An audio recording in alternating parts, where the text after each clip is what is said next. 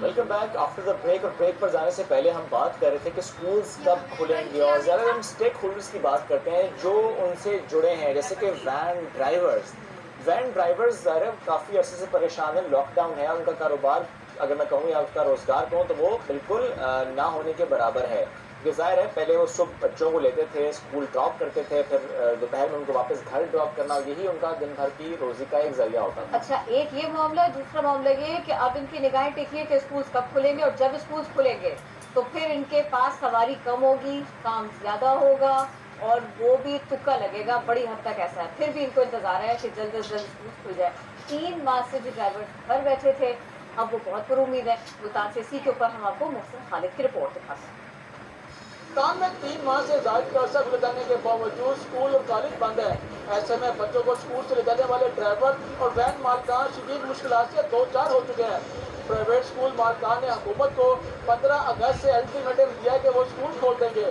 इसके बारे में ड्राइवर और वैन मालकान क्या कहते हैं, आइए आपको दिखाते हैं।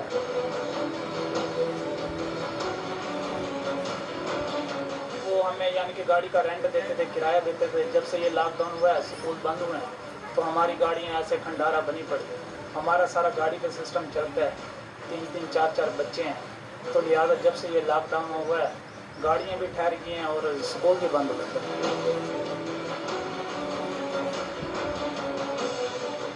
8-9 गाड़ियाँ हैं, उसके साथ मेरा अमला है जो अब तक भूखा बैठा हुआ है। प्राइवेट स्कूल वाले और सारे ये कह रहे हैं कि 15 अगस्त तक स्कूल खुल जाएंगे। गवर्नमेंट कह रही है कि हम 15 सितंबर तक खोलने पर सोचेंगे। हम ये चाहते हैं एसओपी के तहत हमें कल से ही आर्डर दिया जाए और हम एसओपी के तहत गाड़ियाँ अपनी चलाएं।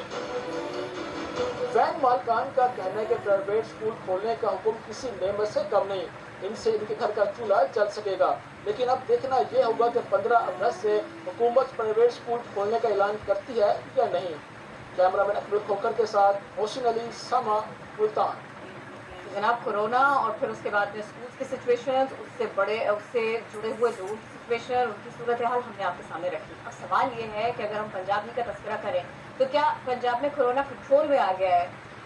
स्मार्ट लॉकडाउन की बात को लगाया भी गया। क्या कुछ मुख्तलिफ इलाके ऐसे भी हैं कि जहाँ पर स्मार्ट लॉकडाउन होगा? और ईद से मुतालिक क्या प्लानिंग की जा रही है, एसओपीज के बारे में खास तौर से हम इसी के ऊपर बात करेंगे। वज़ीर सेहत पंजाब यास्मीन राशिद हमको ज्वाइन कर चुके हैं। अस्सलाम वालेकुम, कैसी हैं आप? तालीमी इदारों को खोला जाए?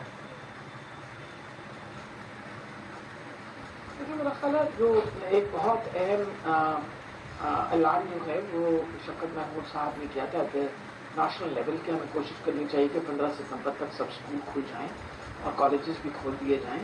क्योंकि हम उम्मीद रखते हैं कि जिस तरह से कोरोना की वबा जो है वो आहिस्ता आहिस्ता कम हो रही है, और अगर हम हिफाजती तदाबीरें इख्तियार रखें तो बहुत उम्मीद है कि इंशाअल्लाह ये कम होती चली जाएगी। पर बहुत ज़्यादा डिपेंड इस बात पर करता है कि जी इस मरतबा जब 31 जुलाई को जो ईद किस तरीके से हम मनाएंगे। अगर ईद हमने एहतियात और हिफाजत के साथ मनाई तो फिर उम्मीद रखते हैं कि इंशाअल्लाह 15-16 अगस्त तक हालात बहुत बेहतर हो जाएंगे, और अगर वबा का लेवल इसी तरह नीचे जाता रहा तो फिर हिफाजती तदाबीरें और एसओपीज के साथ स्कूल कॉलेजेस खोलने आसान हो जाएंगे। जहाँ तक ताल्लुक है कि कब खोलने हैं, इसकी डिसीजन जो है वो कोरोना जो कैबिनेट कमेटी है वो एक डिसीजन लेती है, जिसके अंदर अपना एजुकेशन मिनिस्टर भी साथ शामिल होंगे, जिसमें सब इसके अंदर बाकायदा कंसल्टेशन होती है और फिर सोचा जाएगा इसके बारे में।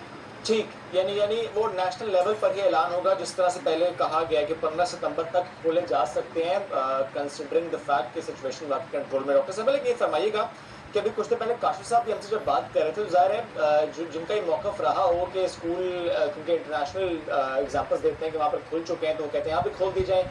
वो कहते हैं कि WHO कहता है कि बच्चे कम मुतासर होते हैं, लेकिन ज़ाहिर है इस वायरस का पैटर्न हर जगह पर मुख्तलिफ है। फॉर एग्जाम्पल डॉक्टर साहब, सिंध की अगर हम बात करें तो यहाँ पर तकरीबन 3000 किड्स जो है वो मुतासर हुए हैं। थोड़ा सा आप शेयर कीजिएगा, पंजाब में ये मामला किस हद तक है, बच्चों को किस हद तक इस वायरस ने पंजाब में मुतासर किया है?